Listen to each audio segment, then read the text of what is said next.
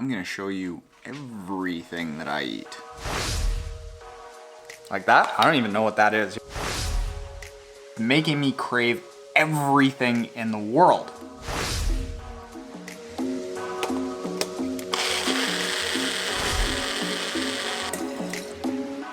Morning, Trainiacs. You all have been moderate fans, I'd say, of knowing little bits of recipes and things of what I eat.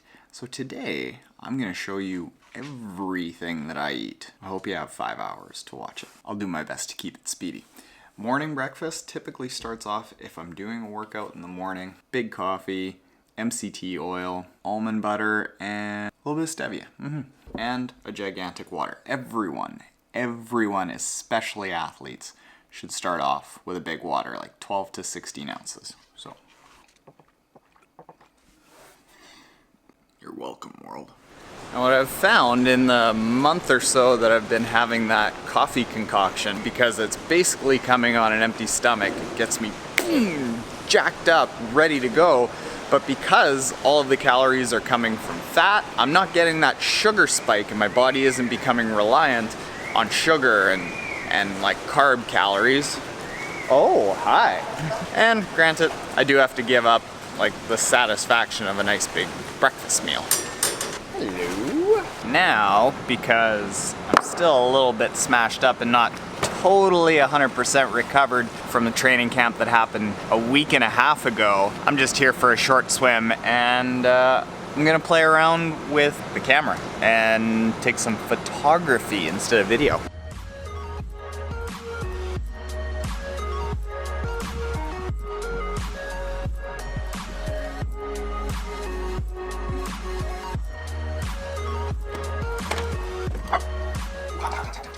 Then after whatever I'm doing in the morning, I'll have a bit more substantial, well, quite a bit more substantial, real breakfast, because I don't want to go into a workout feeling really heavy and full. I just want to feel energized, hence the coffee and a little bit of calories. But after the workout, I might have a piece of toast, like 3 pieces of toast, and a banana. I might have a big bowl of cereal. One of my favorites is overnight oats, with a whole bunch of macadamia nuts and peanut butter or sunflower seed butter, a bunch of berries in there, like all kinds of stuff. The overnight oats recipe is like Taren's greatest hits. Well, no Triathlon Kim's greatest hits. Coffee. Cycling maven. Hey, no swearing on camera, this is a family show.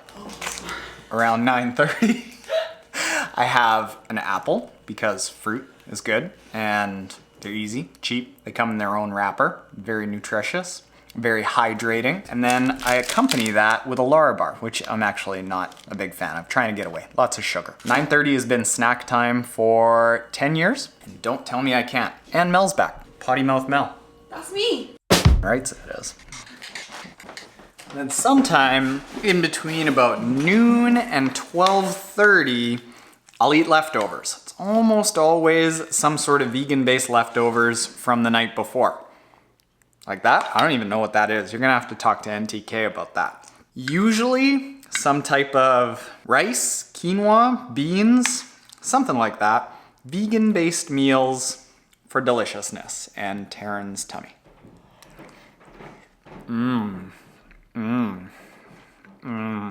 I probably just lost a handful of subscribers. Totally worth it.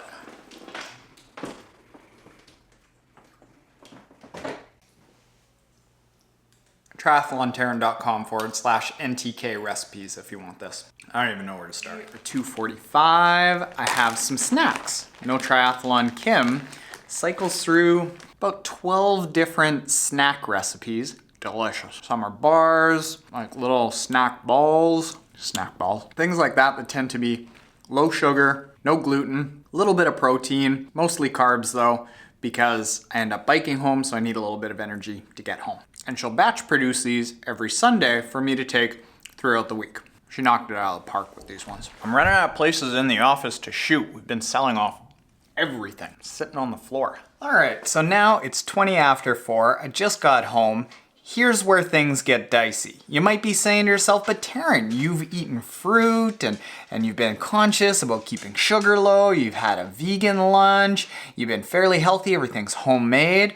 If there is a time, however, that I'm gonna overeat and I'm gonna cake on a few pounds, it's right now. Since I was a kid, when I would get home, I would have a peanut butter sandwich, a Nutri-Grain bar, Dunkaroos, and I've also been trained for 30 some years that now, when I get home, is the time to snack away. It's not good, it's my Achilles heel. And what I eat at this time varies. Sometimes it's sweet potato chips, sometimes it's veggie straws, total crap. Sometimes it's rice chips dipped in peanut butter, sometimes it's gluten-free pretzels. Sometimes it's vegan cheese, sometimes it's hummus. In a perfect world, something that's a lot more controlled and healthy that I like to have is some fruit, some low glycemic index, that's like low, really sugary fruits. In this case, cherries, dark berries are like that, and trail mix. But it tends to vary, it depends on what I'm craving. Now here's the trick that I try to use throughout the rest of the day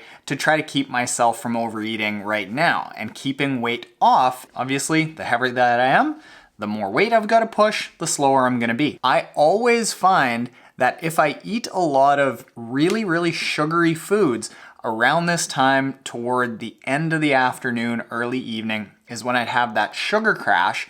I'd lose a lot of energy. I'd be riding home on my bike, and all of a sudden, because my blood sugar is dipping, it's making me crave everything in the world. So it's not necessarily about eating right now that is the big concern. It's about eating right in the rest of the day that leads to better habits being easier to perform right now. So it's kind of like when I say that triathlon should just be something that you do as a lifestyle, not something that you do sometimes. Eating healthy is kind of the same thing.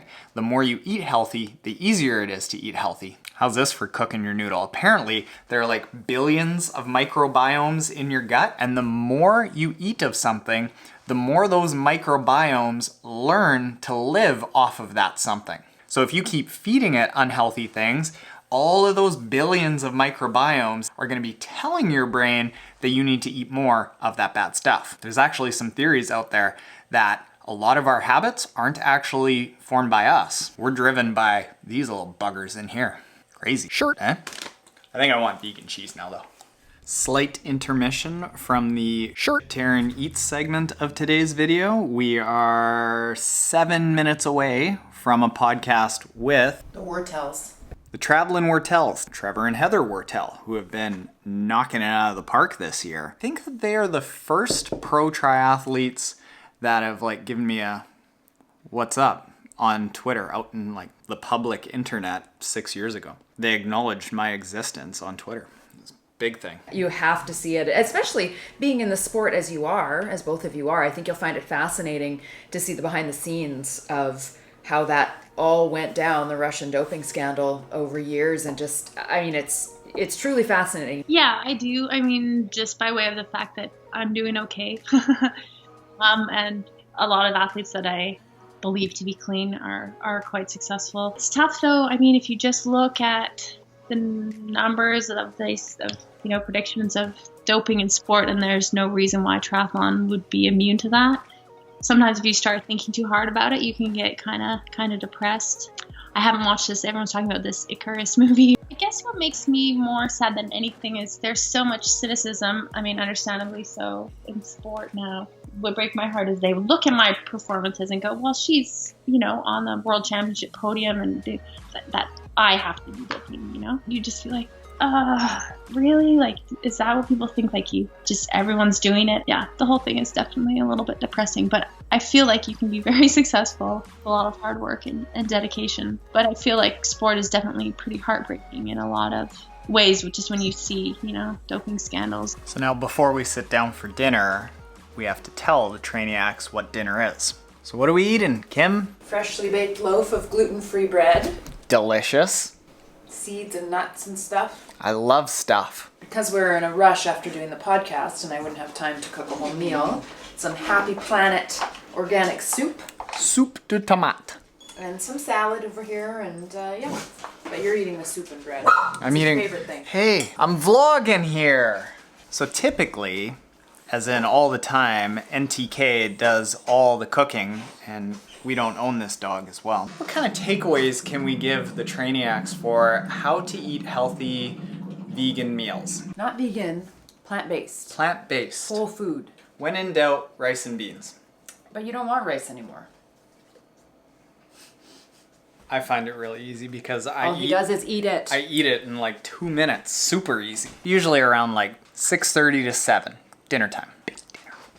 And then the day of constant eating ends where it began. And because I feel it's so important to get a good night's sleep for rest and recovery, especially for people that have busy jobs, busy careers, busy family lives, that downtime of sleep, sometimes that's the only recovery that we get. So I don't like going to bed hungry because that makes me have a hard time falling asleep. So before bed, I'll have a little bit of a snack, and this is gonna blow your mind. Or gross you out. That's your problem though. So for a snack, I have me some baby dill pickles, dipped in peanut butter, and then every third day or so, I'll mix myself up a delicious valerian root tea.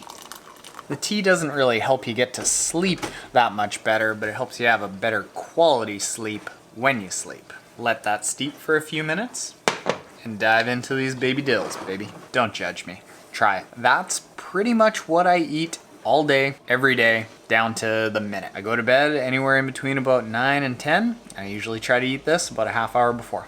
If you want to see any of the recipes, go to triathlontaren.com/NTK recipes. Or we're probably launching the podcast within the next 2 weeks or so.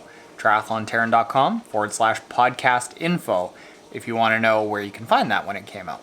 Don't look at me while I eat my shame. Bye.